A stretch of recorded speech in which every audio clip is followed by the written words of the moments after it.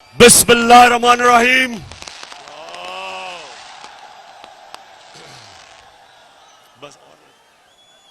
इय्याका नअबुदु व इय्याका नस्तईन। अल्लाह अल्लाह तेरी इबादत करते हैं, अल्लाह तेरे से मदद मांगते हैं। किसी इंसान के सामने हम अपना सर नहीं झुकाते और किसी सुपर पावर के सामने हम नहीं झुकते। हम मोहम्मद सल्लल्लाहु अलैहि वसल्लम के उम्मत, हम उसके उम्मत से हैं। हम दुनिया की सबसे अजीम लीडर, हम उसकी उम्मत से हैं। हम किसी के सामने नहीं झुकते। और सियालकोट मैं सबसे पहले तो ये जो आज हरकत की नवाज शरीफ की नून लीग ने, नवाज शरीफ जितने बड़े बुज़दिल तुम हो उतनी तुम्हारी पार्टी है। हमने एक दफा सियालकोट, हमने एक दफा नहीं कोशिश की इनके जलसे रोकने की या इनकी लॉन्ग मार्च रोकने की। हर 3 महीने के बाद ये गवर्नमेंट गिराने आते थे और तुम्हारे साथ एक तो इस मुल्क की बड़ी बीमारी जरदारी भी था और उसके अलावा जो डीजल के परमिट बेचने वाला वो भी था।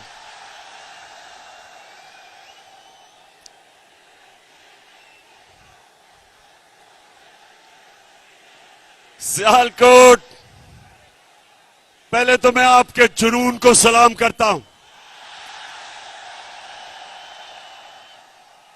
मुझे 1 घंटा लगा यहां पहुंचने के लिए क्योंकि सारे रास्ते बंद हैं।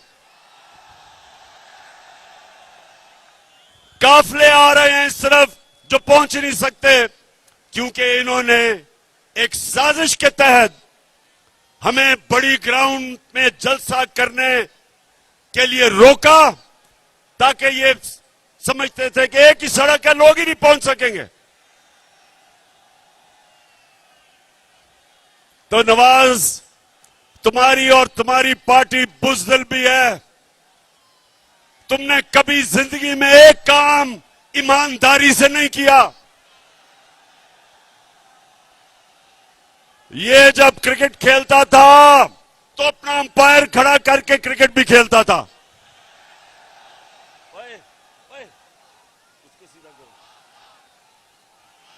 ये वो आदमी है, ना इसने बिजनेस ईमानदारी से की, ना ये इलेक्शन ईमानदारी से लड़ता है,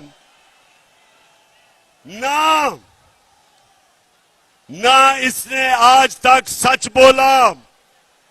मुशर्रफ के दौर में दुम दुमा के भागा बाहर झूठ बोल के कि कोई मुआहदा नहीं किया और इस बारी कहता जी मैं बहुत बीमार हूं, मरने वाला हूं, खुदा के वास्ते मुझे बाहर भेज दो। और जो इसने एक्टिंग की, बॉलीवुड में इसको रोल मिल सकता है। लगता था पता नहीं वो सीढ़ियां चढ़ के जहाज पे भी पहुंचेगा और जैसे ही इसने जहाज देखा तो एकदम फुर्ती आ गई और जब लंदन की हवा लगी तो सारी बीमारियां खत्म। और वहां बैठ के हर किस्म की पाकिस्तान के खिलाफ साजिश की इसने। और दूसरा, ख्वाजा वेंटिलेटर, कहता हमारा मुल्क वेंटिलेटर पे है, इसलिए हमें अमेरिका के जूते पॉलिश करने हैं। ख्वाजा वेंटिलेटर, इस मुल्क को वेंटिलेटर पे किसने डाला? हमें तो सिर्फ 3.5 साल की हुकूमत मिली थी।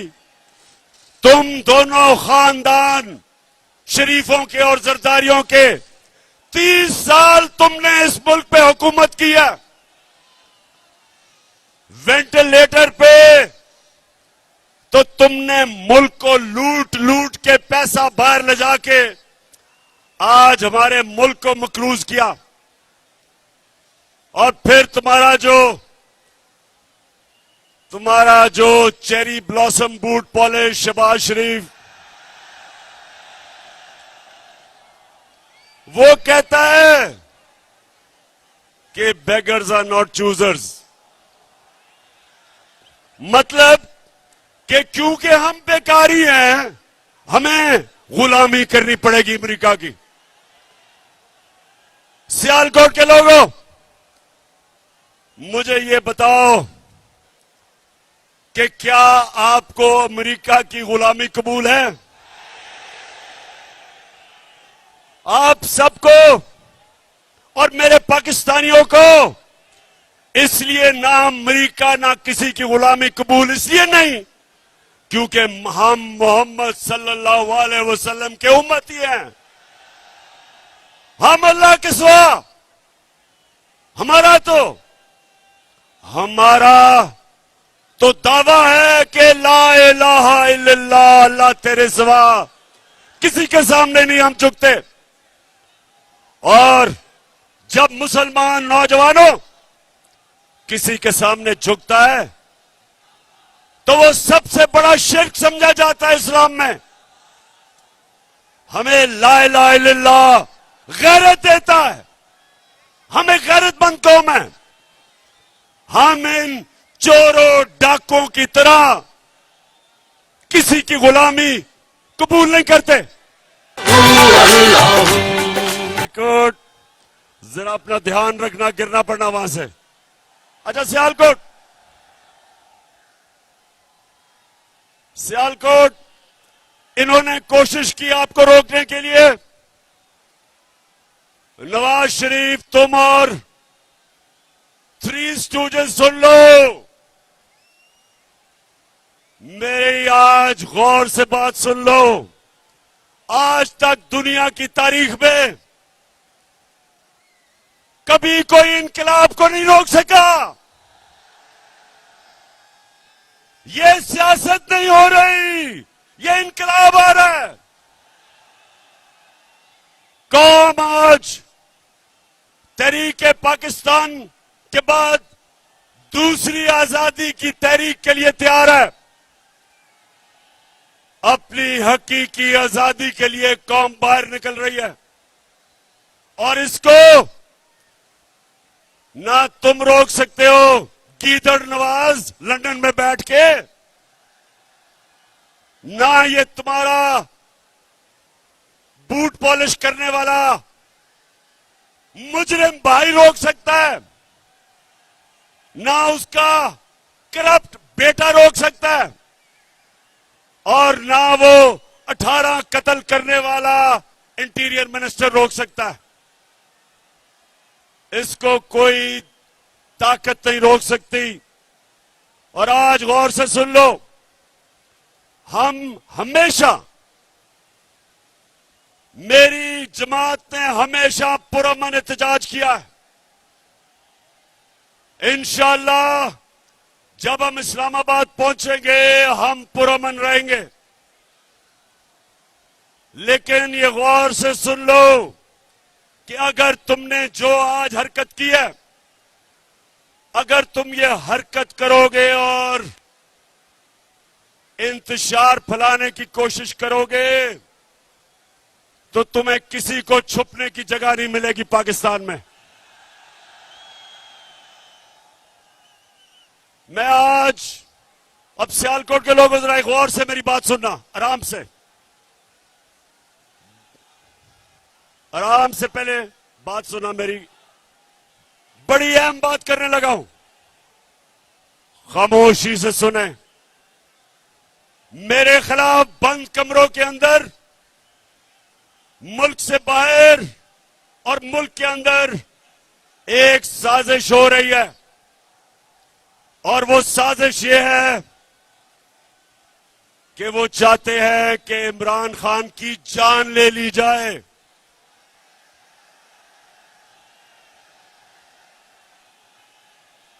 सुन ले जरा, ये साजिश का मुझे पहले पता था, और मुझे चंद दिन पहले मुझे पूरा इल्म हो चुका है। तो पहले जरा गौर से सुने मैं क्या किया है। मैंने, नौजवानों, मैंने एक वीडियो रिकॉर्ड करवाई है।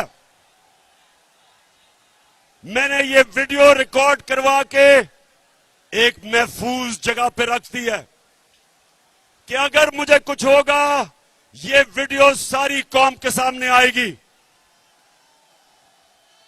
और इस वीडियो में मैंने पिछली गर्मियों से जो ये मेरे खिलाफ साजिश हुई, जो इस साजिश में मुलव्वस है, मैंने एक एक का नाम लिया इस वीडियो में।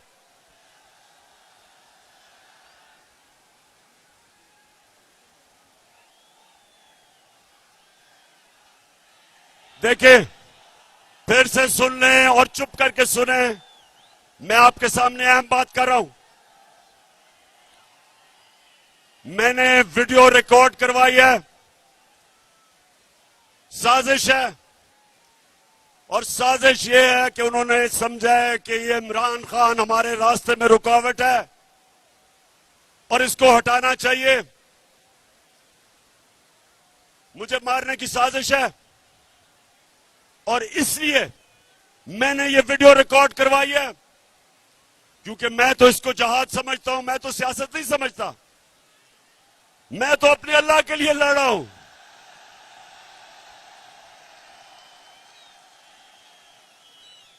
लेकिन मैं ये चाहता हूं कि अगर मुझे कुछ होगा तो मैं अपने सारे पाकिस्तानियों को चाहता हूं कि आपको पता चले कि कौन कौन इस साजिश में मुलव्वस था। बाहर बैठ के कौन इस साजिश का किरदार था, और मेरे मुल्क में बैठ के किस किस ने साजिश की, इनमें सबके मैंने नाम लिए हैं। बस इनमें सारों के मैंने नाम लिए हैं जिन्होंने ये प्लानिंग की, और एक एक का नाम मैंने कहा कि ये मेरे दिल पे लिखा हुआ है कि इन्होंने कैसे पूरी प्लानिंग करके एक बैरूनी मुल्क साजिश, जिसमें ये सारा इस मुल्क का करप्ट टोला उसके साथ मिलके, और कौन कौन मजीद लोग इनके साथ थे, इन्होंने जो मेरी गवर्नमेंट गिराई है और जो आगे ये करने जा रहे हैं। मैं ये इसलिए, मेरे पाकिस्तानियों, मैंने ये इसलिए वीडियो रिकॉर्ड करवाई है कि इस मुल्क की तारीख है कि कभी ताकतवर को कानून के नीचे नहीं लाया जाता, कभी ताकतवर का एहतसाब नहीं होता। हमेशा ताकतवर बच जाता है और किसी और के नाम पे जो भी कत्ल होता लगता है। मैं इसलिए ये वीडियो रिकॉर्ड करवा रहा हूं, करवा के रखी हुई है, महफूज रखी हुई है। मैंने सिर्फ इसलिए रखी है कि मैं ये चाहता हूं कि इस बारी इस मुल्क का इंसाफ का निजाम, इस मुल्क की तारीख है, कभी इन्होंने नहीं किसी को पकड़ा जो ताकतवर मुजरिम हो, सिर्फ कमजोरों को पकड़ा जाता है। इसलिए ये लियाकत अली खान के जमाने से लेके अब तक कोई ताकतवर मुजरिम नहीं पकड़ा गया।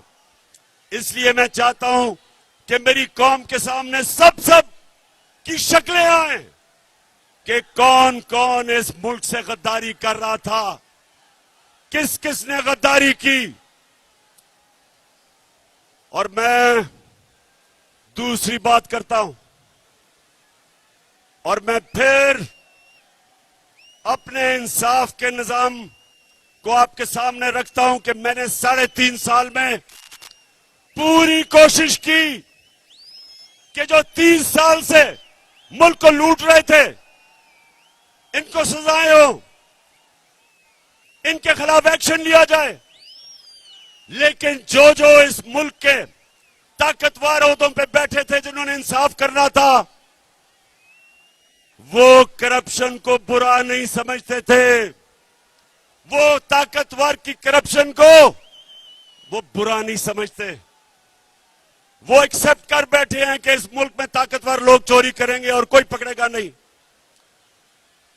सियालकोट के लोगों, मेरे नबी सल्लल्लाहु अलैहि वसल्लम ने आज से 1500 साल पहले तकरीबन तब ये कहा था कि वो कौमें तबाह हो जाती हैं जिधर छोटा चोर जेल में जाता है और बड़े डाकू को आप नहीं पकड़ते।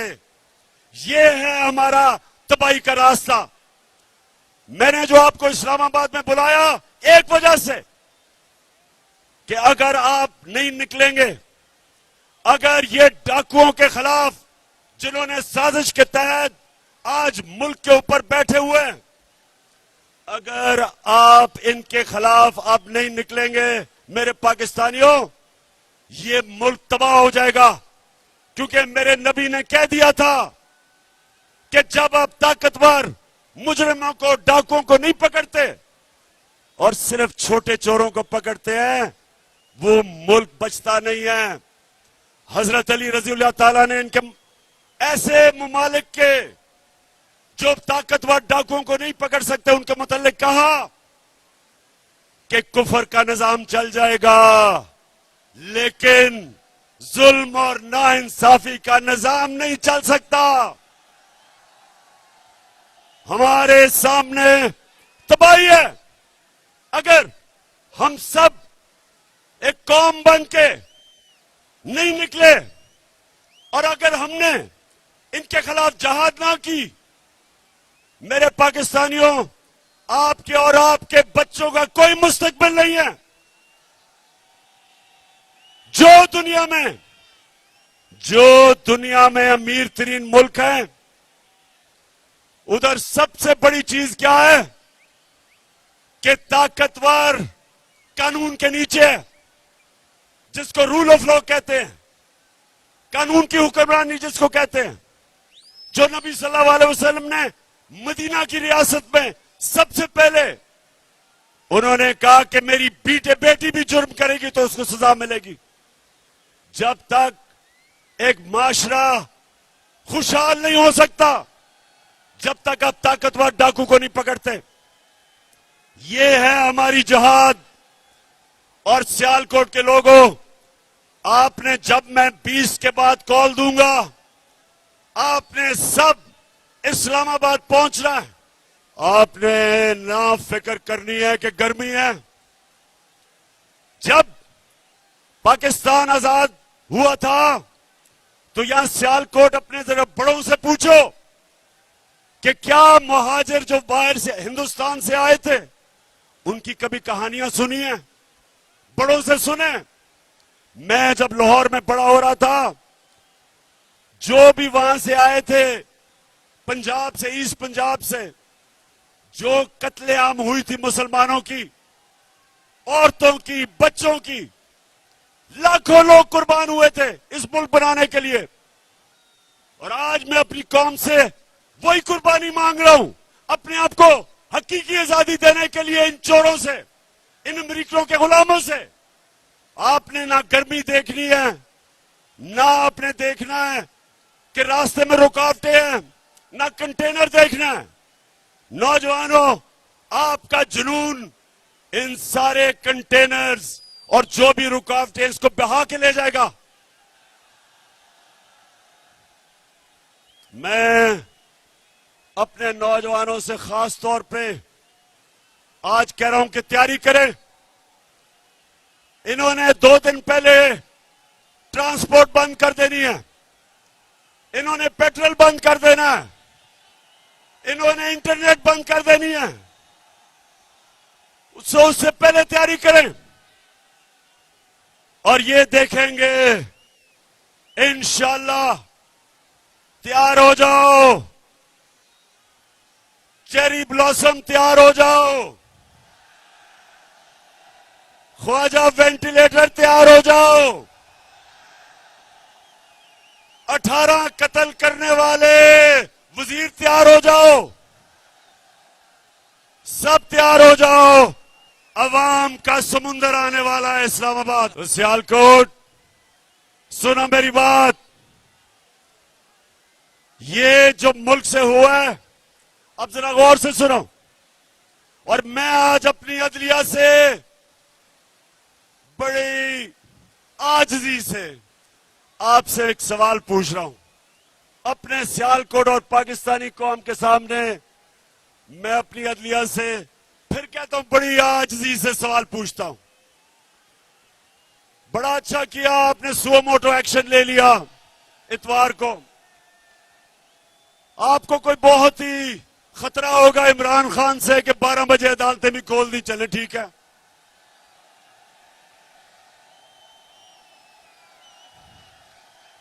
बहुत खतरनाक हूं मैं, बहुत ही बड़ा, मैं कोई मुल्क से गद्दारी करने जा रहा था कि रात के 12 बजे अदालतें खोल दी।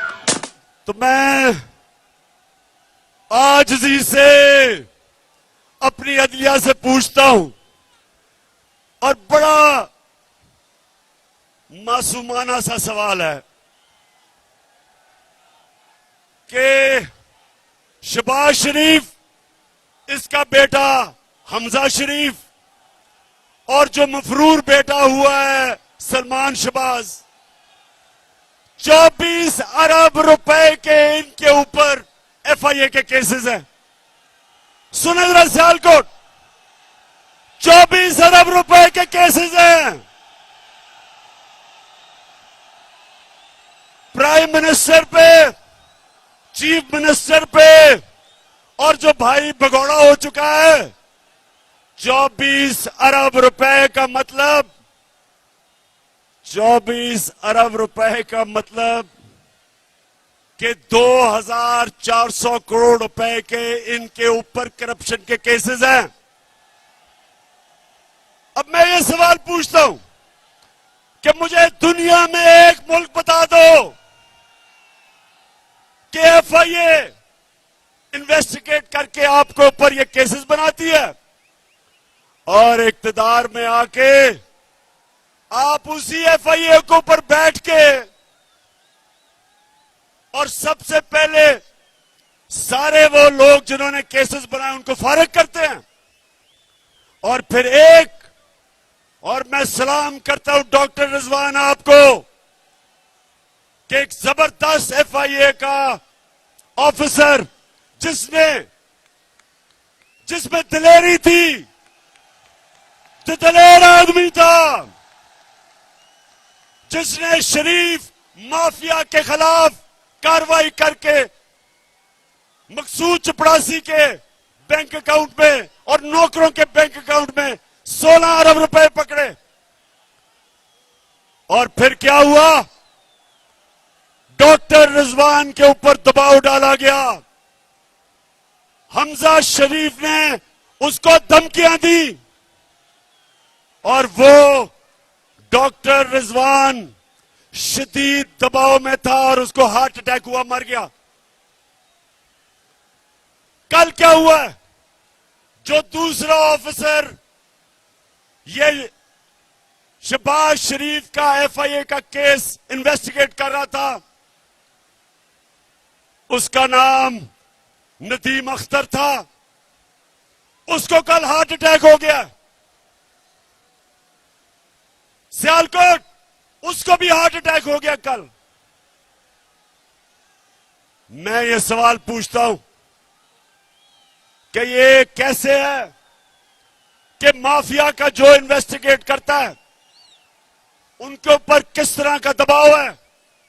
किधर है मेरी अदालतें? आपका काम है इनकी हिफाजत करना। कौन आगे से इस मुल्क के कौन से सरकारी नौकर, कौन सी FIA, कौन सी FBR, कौन से पुलिस ऑफिसर कभी भी आपके सामने खड़े होंगे? इस मुल्क के इदारे कैसे ताकतवर मुजरिमों के सामने खड़े होंगे? पहले ही डरते थे, और अब जब फिर साजिश के तहत इन मुजरिमों को ऊपर मुलव्वस कर दिया, तो अब मुझे सवाल पूछता हूं अपनी अदलिया से, कौन इस मुल्क के इदारों की हिफाजत करेगा?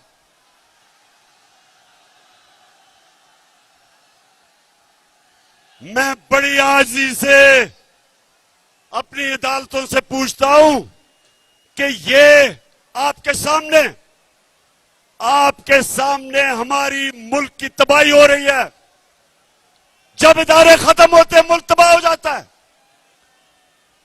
और मैं फिर ये अगला सवाल पूछता हूं कि ये जो हमारे जेलों में छोटे चोर भरे हुए हैं, उनका क्या ये कसूर है कि वो छोटे चोर हैं? क्या सबक ये मिल रहा है कि मुल्क पे डाका मारो तो बड़ा डाका मारो, नहीं तो जेल में चले जाओगे? मैं आज, अगर आपने इनको नहीं पकड़ना, तो मैं आज फिर से कहता हूं कि पाकिस्तान के जेल खोल दें, ये गरीबों को बाहर निकालें, जो बेरोजगारी में चोरी करते हैं, घर में बच्चे भूखे हैं, उनको बाहर निकाल दें। इन सारों की, इन गरीब चोरों की मिला के भी जो चोरी है, वो एक मकसूद चपड़ासी के जो 4 अरब आए थे बैंक में, उससे कम है। ये जुल्म का निजाम है। इसके मुतालिक हजरत अली ने कहा था, फिर से मैं बताता हूं कि कुफर का निजाम चल जाएगा, लेकिन नाइंसाफी और जुल्म का निजाम नहीं चल सकता। मैं आखिर में सिर्फ 2 बातें करना चाहता हूं। हम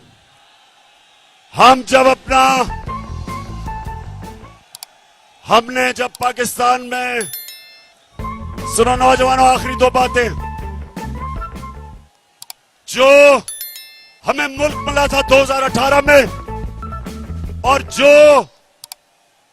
हमें जब साजिश करके निकाला गया, तो याद रखें, एक वो मुल्क जिसका दिवालिया हुआ था, उस मुल्क के अंदर उसको पाकिस्तान का झंडा पकड़ा दो,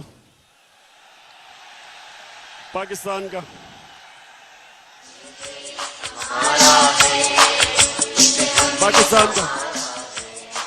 पाकिस्तान, हाँ। अच्छा, सियालकोट, अब सुने, जब हमारी हुकूमत गिराई गई, तो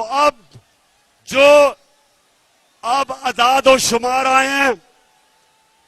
याद रखें कि पाकिस्तान की 2004 के बाद सबसे ज्यादा सनती पैदावार हमारे दौर में हुई। शाबाश, शाबाश। ये है जुनून। कभी ना भूलो। ये जो जुनून है, ये कीमा के नान दे के जलसों पे लाके ये नहीं खरीदा जा सकता। और ये ही जुनून इंशाअल्लाह इस्लामाबाद के अंदर वो इनकलाब लेके आएगा जो हमें हकीकी तौर पे आजाद करेगा। तो अब ये पता चला, अब जो आदाद और शुमार आए मार्च के, सबसे ज्यादा 2004 के बाद पाकिस्तान की सनती पैदावार 10.6, 29% हमारी एक्सपोर्ट बढ़ी, ये भी रिकॉर्ड। 4 फसलों के अंदर रिकॉर्ड हुआ, मकई में, चावल में, गन्ने में और आलू में रिकॉर्ड हुआ। सबसे ज्यादा पैसा हमारे किसानों के पास गया, देहातों में खुशहाली आई। सारे बर्रे सगीर में सबसे ज्यादा रोजगार पाकिस्तान में, हिंदुस्तान से भी ज्यादा। और सबसे बड़ी बात यह कि जो अब अदाद और शुमार आए हैं, पाकिस्तान की जो ग्रोथ रेट है वो तकरीबन 6%, जो रिकॉर्ड है। तो कहने का मकसद यह है कि जब इन्होंने साजिश करके हुकूमत गिराई थी, तब पाकिस्तान एक तरक्की के रास्ते पर निकल चुका था। जब से ये आए हैं चोर, रुपया तकरीबन 195 पे पहुंच गया, स्टॉक एक्सचेंज बैठ गई है। महंगाई का हाल यह है कि आज वो किधर हैं, वो किधर हैं, वो मीडिया हाउस किधर हैं जो जाके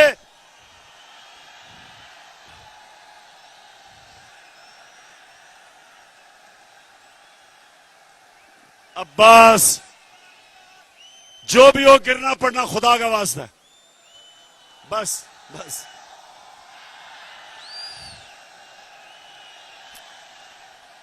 माशाअल्लाह माशाअल्लाह, इस्लामाबाद में सियालकोट की पूरी तैयारी है इस्लामाबाद के लिए। अच्छा, तो अब ये मुल्क का दिवालिया निकाल रहे हैं, रुपया गिर रहा है, फॉरेन एक्सचेंज नीचे जा रहे हैं। अब ये क्या करेंगे? अमेरिका के पास जाएंगे और अमेरिका से भीख मांगेंगे कि हमें पैसे दो, हमें बचाओ। बिलावल जा रहा है अमेरिका। बिलावल, ये याद रखना, उनकी एजेंसीज को पता है कि तुम्हारे बैंक अकाउंट में किधर किधर पैसे हैं, क्योंकि वो सूसकिंड की किताब में वो लिखता है, वे ऑफ द वर्ल्ड की किताब में लिखता है कि उन्होंने अमेरिका की एजेंसीज ने टेप किया कि बिलावल की वालदा उसको बता रही थी कि बिलावल के किधर किधर बैंकों में इनकी चोरी का पैसा पड़ा हुआ है। तो तुम उनके सामने आंखों में आंखें देख के बात नहीं करोगे, क्योंकि उनको पता है तो नवाज शरीफ की तरह कि तुमने पैसा किधर छुपाया हुआ है। तो पाकिस्तानियों, मैं आखिर में आप सबको इस्लामाबाद आने की सिर्फ एक वजह से आप सबको दावत देता हूं कि जो भी रुकावटें हो जाएं, आपने इसको तहरीके पाकिस्तान की तरह एक अपनी आजादी की जंग समझनी है। मेरे लिए यह जहाद है और यह आपके लिए भी जहाद है। अपनी जहाद के अंदर अपने खौफ की जंजीरें तोड़ दें। जिंदगी मौत अल्लाह के हाथ में, इज्जत अल्लाह के हाथ में, रिस्क अल्लाह के हाथ में। तो फिर डर किस चीज का? डर किस चीज का? आपके सामने खड़ा हूं, आपके सामने वो आदमी खड़ा है जिसको कुरान में अल्लाह कहता है जो लोग ईमान ले आए अल्लाह उनके खौफ दूर कर देता है। कोई खौफ नहीं है, आपको भी कोई खौफ नहीं होना चाहिए। तैयारी करें और इंशाअल्लाह इस्लामाबाद में मुलाकात होगी। उमर और उस्मान डार, जिस तरह आज आपने ये डाकुओं का मुकाबला किया, मैं आज आपको खराज तहसीन पेश करता हूं।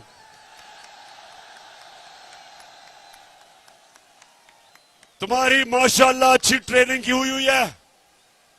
धरने में मैंने आपकी ट्रेनिंग करवाई है। हम ट्रेंड हैं, हम तैयार हैं और इंशाअल्लाह उस्मान डार, आप जब नौजवानों को लेके इस्लामाबाद निकलेंगे तो याद रखें कि किसी किस्म की रुकावट से नहीं घबराना, क्योंकि आपका कप्तान किसी चीज से नहीं घबराता।